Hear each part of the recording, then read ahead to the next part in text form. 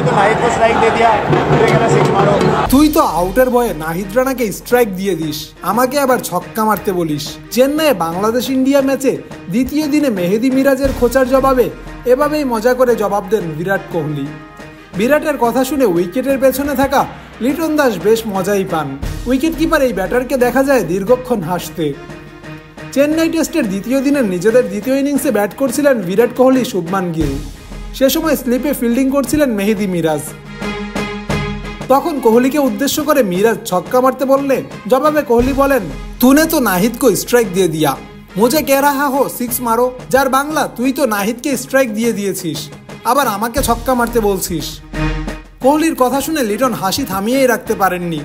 হেসে এক প্রকার কুটি কুটি হন উইকেট কিপার এই ব্যাটার। সেই দলে যুক্ত হন সাদমান ইসলামও।